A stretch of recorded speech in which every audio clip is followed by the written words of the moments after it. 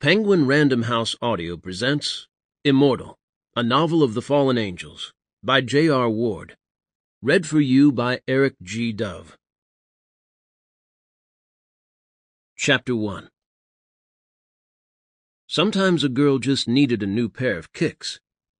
As the demon Devina strode through the Fremont Hotel's lobby, she was all about the good feels, strutting at large, hinging those hips.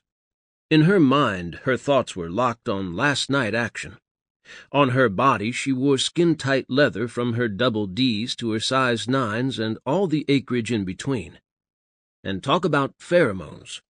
If she put out any more of them, her fuck-me aura would burn holes through the paneled walls. Eyes followed her, men's and women's. But why wouldn't they? Caldwell, New York wasn't that far from NYC, and famous people came up all the time from the Big Apple. Besides, even though they didn't recognize her from movies or TV, she was still a world-class beauty. At least in this current suit of flesh. Back to the shoes. She was heading to the revolving doors, crossing that smooth stretch of shiny, creamy marble, when she saw the stilettos, and stopped dead. Under a plexiglass case, as if they were jewels, the pair of golden Louboutins was spotlit from above, and oh, the loveliness! The entire skin of each of them was covered in a million micro Swarovski crystals, until their surface looked liquid. And the style? Razor-thin heels that were high enough to put you en pointe, tiny toe box to show off the cleave, hidden platforms to provide support on the ball of the foot. And the capper was, of course, the red sole, the underside of the heels flashing the color of a candied apple.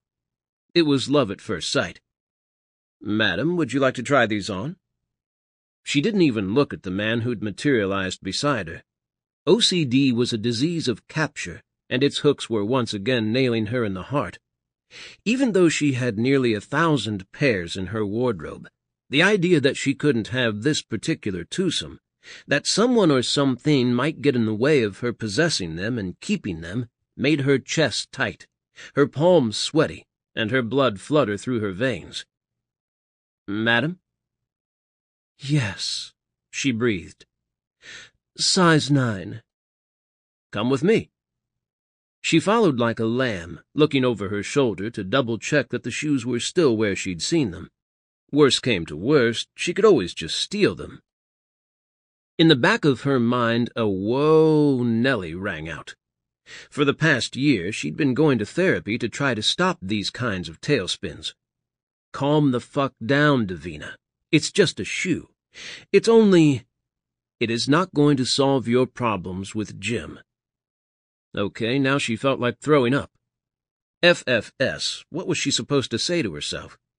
She tried to remember the combination of words that was supposed to put this out-of-control need into a healthier perspective, but there was a traffic jam in her system of neurohighways.